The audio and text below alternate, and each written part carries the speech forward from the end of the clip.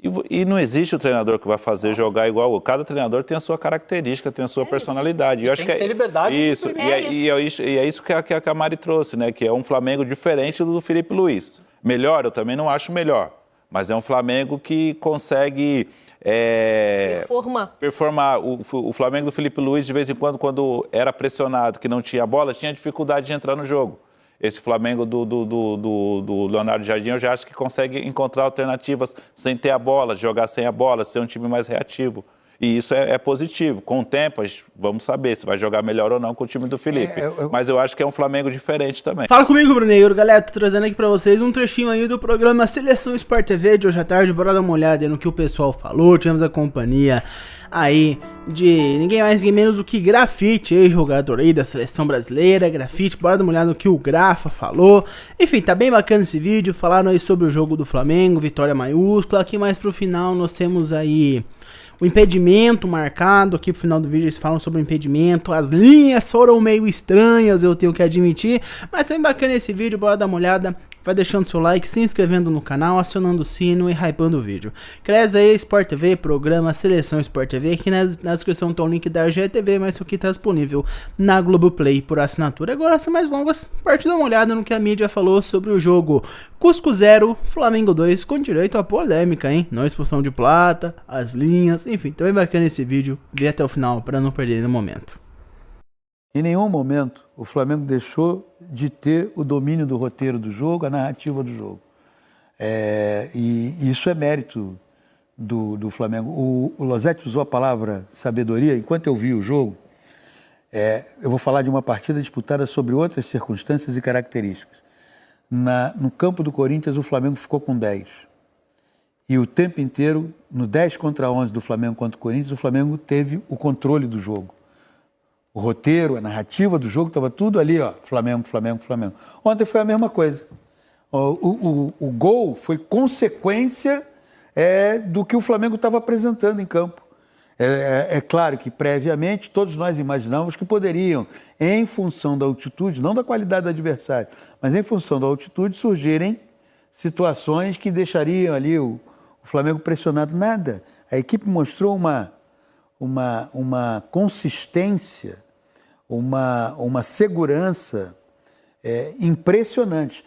Não vou cair no caminho fácil do exagero, que já tem a cara do Leonardo Jardim, nada disso, nada disso. Mas são jogadores que têm um jogo de memória muito bem definido e que começam também, até porque as ideias do técnico certamente são muito bem-vindas por eles, né? O Jardim não vai fazer uma mudança que os violente. Muito pelo contrário, eu acho que o Jardim vai fazer mudanças que vão estimulá-los a mostrar cada vez mais a capacidade de cada um. Eu falava, gente, com que tranquilidade, não sei se vocês tiveram a mesma impressão, o Flamengo está levando o jogo. Tranquilo. Um jogo tranquilo. Parecia que o jogo estava sendo disputado a nível do mar. É claro que teve todas as intempéries, todos os problemas, mas em campo, a bola rolando, 0. Um jogo fácil, então, para o Flamengo? Só para acrescentar aqui que eu falei que o Flamengo ganhou. Flamengo tornou fácil. O Flamengo ganhou em 2018 aí, mas na altitude a última vitória foi em 21, no 3-2 contra a LDU. Né? O Milton Mendes falava menos difícil, né? Fácil não, fácil nunca é, menos difícil. Mas o Flamengo, pela atitude, pelo comportamento, de saber que é uma equipe melhor tecnicamente, taticamente, individualmente, que a equipe do Cusco, ele se impôs em campo e fez um jogo muito seguro, como o PC trouxe. Eu acho que o Flamengo, ele primeiro conseguiu ter o controle do jogo, que é muito importante num cenário como a altitude, porque se você não tem o controle, você vai acabar se expondo a pontos fortes que aparecem num adversário mais fraco graças às condições atípicas. Então, pode tentar acelerar o ritmo do jogo, pode abusar de chutes de fora da área, pode tentar cruzamentos com uma bola mais rápida na área, contra uma defesa que não está habituada a defender assim, e tendo um atacante, enfim, com tempo de bola alto, enfim, características específicas que às vezes aparecem nessas condições de jogo. O Flamengo teve controle, teve uma mudança sutil no jeito de jogar, mas que eu achei importante em relação àquele esquema que vem sendo usado no Flamengo há muito tempo, que são os 2 volantes à frente da linha de 4 da defesa, depois uma linha de 3 e o centroavante. O Flamengo ontem inverteu esse eixo do meio-campo. Ele teve um volante, que foi o Everton Araújo, 2 meias à frente do Everton Araújo, que eram Paquetá e De La Cruz. Imagino eu, para tentar compensar um pouquinho os laterais menos soltos, digamos assim. O Flamengo manteve os seus 2 laterais, ontem Emerson Royal e Ayrton Lucas, mais posicionados do que a gente costuma ver com o Leonardo Jardim, quando muitas vezes eles estão lá dando amplitude ofensiva, e ganhou com os 2 jogadores De La Cruz e Paquetá, juntando-se Paquetá muito bem no jogo. Muito bem. E o De La Cruz, surpreendentemente, também, porque ele já teve problemas com havia altitude. esse receio de como ele se comportaria, né, nessa circunstância. Exatamente, né? E a gente viu ali... E com os alas, Plata e Carrascal, você pode segurar os laterais de uma forma para manter uma organização defensiva mais segura. O Plata muitas vezes trocando, jogando mesmo como 9 e o Bruno Henrique partindo do lado. E mesmo assim, o Ayrton Lucas participa do primeiro gol, né? Ele que não chega à linha de fundo, ele não precisou chegar à linha de fundo, ele faz o cruzamento. Excelente numa transição. Bruno Henrique. Acho que o Flamengo teve um jogo de muita sabedoria, assim, de muito controle, de saber o momento de acelerar, fez as substituições no final para tentar matar o jogo, conseguiu, colocando alguns dos seus principais jogadores, tanto que o Arrascaeta faz o segundo gol. O Bruno Henrique correu demais. Impressionante. E é substituído bem no finalzinho. Losetti, me permita? Engraçado, né? Quando terminou o jogo, eu falei assim, os remanescentes de 2019, de vez em quando, quer dizer, não é de forma permanente. Dando um caldo ainda. Mas decidem. Né? Claro. Então, a chancela da primeira vitória do Flamengo na Libertadores versão 2026 tem a turma de 2019. Os 2 gols, né? O Bruno Henrique abre e o Arrascaeta fecha. Agora, fácil... É difícil você encontrar um jogo nessa situação que vai ser fácil. Né? O Flamengo teve por isso aqui de sofrer o gol de empate. No impedimento, que eu sei que tem muita reclamação, mas independentemente de você chegar à conclusão que está ou que não está impedido, eu não tenho conclusão alguma, mas era uma coisa de centímetros. Então o Cusco passou muito perto de empatar o jogo, o empate poderia modificar as coisas dali para frente, né? Então não é uma questão de facilidade, mas é uma questão de imposição e de saber jogar o jogo. E logo depois de uma chance perdida pelo Cusco, teve o gol do Bruno Henrique. Então, às vezes o detalhe pesa, e aí pesa a qualidade, evidentemente, de quem vai finalizar, de quem vai cruzar. O Ayrton Lucas, que estava sendo muito criticado, fez um bom jogo ontem, para além da assistência que ele deu. E quase é substituído, né? Pelo Varela, chega a aquecer, entraria do outro lado, né? Mas o Leonardo Jardim muda de ideia, então essa mudança acaba não acontecendo. Mas eu estou falando isso porque o Ayrton Lucas aparece muito cansado, né? Assim como o Bruno Henrique também, que inclusive tem por característica a velocidade, a movimentação. Correu pra caramba no jogo, mas sentiu... Porque para ser melhor do que o Flamengo do Felipe Luiz, mas não é. Você vai ter que chegar num nível... Eu acho assim, o Flamengo tem a cara do Flamengo. Né? Independentemente do treinador, um time que tem esse elenco, que tem esse orçamento, que tem este investimento, que tem esses jogadores, ele precisa ter uma cara de protagonismo. Como ele vai exercer esse protagonismo, aí cada treinador vai ter... Isso, vai imprimir sua personalidade, eu acho que Mas por que eu falo isso? Porque assim, a gente está com uma tendência, não a gente, nós 4, né? Mas o universo do futebol brasileiro concentrou no treinador basicamente o símbolo... a equipe já está diferente, significa que, olha, aquele treinador não conseguia mais, precisou mudar para você atingir um outro patamar. Eu não acredito nisso, especialmente no caso do Flamengo, que para mim é a demissão de treinador mais absurda que eu já vi. Nesse episódio do Felipe Luiz. Assim, porque eu não posso atrelar uma decisão como essa aos resultados. O Leonardo Jardim pode ganhar até a Champions League, tudo. Até o que não disputa, eu vou continuar achando que foi a demissão de treinador mais absurda que eu já vi. Porque não importa o que vem pela frente, importa o contexto do que se tinha na época. Sim, mas veja bem, Só para endossar o que você está dizendo, que é muito importante, é que fique claro que tudo que o Flamengo viveu a partir da entrada do Leonardo Jardim, a conquista do campeonato estadual, essa estreia de maneira muito animadora na Libertadores, ele poderia viver tudo isso com o Felipe Luiz. Tá? Sim, e eu acho que viveria. E eu quero deixar claro que... Já viveu. Exatamente.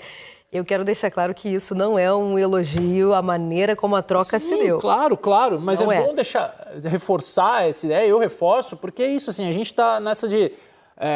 eu vejo muito fácil a ideia das pessoas sobre um trabalho, sobre um profissional mudar, assim... Mas eu não falei que é melhor, falei tem uma personalidade diferente. Assim como teve com o Jorge Jesus, o primeiro campeão dessa nova era, teve com o Dorival Júnior, teve, enfim, Felipe Luiz. Olha só, a gente está citando 3 títulos de Libertadores conquistados pelo Flamengo em menos de 10 anos. Treinadores diferentes. Mas Jeitos diferentes de só jogar. só que nesse intervalo passaram quase mais de 10 treinadores.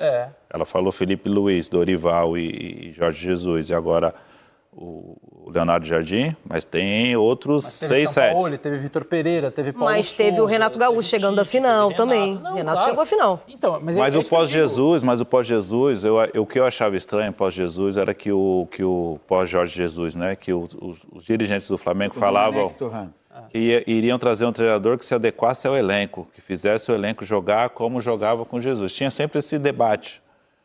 E não existe o treinador que vai fazer jogar igual. Cada treinador tem a sua característica, tem a sua personalidade. E eu acho tem que ter liberdade. Isso. E é isso que a Mari trouxe, né? Que é um Flamengo diferente do Felipe Luiz. Melhor, eu também não acho melhor.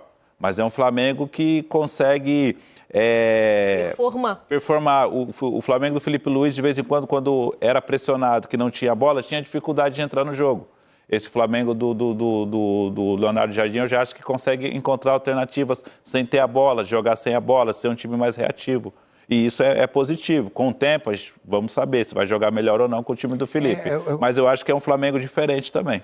Vamos mostrar o gol anulado do Marlon Rui Dias. E aí também tem reclamação. Aliás, falando em rede social, o pessoal foi para a rede social e avacalhou com a arbitragem, que aquilo é um absurdo, que o gol dele foi anulado no detalhe da linha, não sei o quê. E a gente tem o lance para mostrar. Porque tem a coisa já que estamos falando de preto no branco, de regra, né? Onde é que foi traçado, se traçou certo, se era o cotovelo, se era o braço, se era 1 centímetro, vamos lá.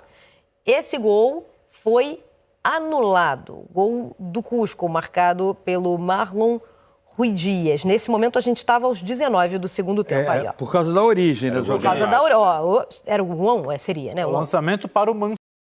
Eu dei uma pausada aqui e também dei um zoom aqui para vocês verem como realmente parece que essa linha aqui é bem questionável. Parece que essa linha aqui tá no cotovelo do cara. Parece que tá no meio do braço, no antebraço dele. A linha do Ayrton Lucas ali tá certa, parece que tá no ombro dele, né? O braço dele tá colado ao corpo aqui, o braço direito dele.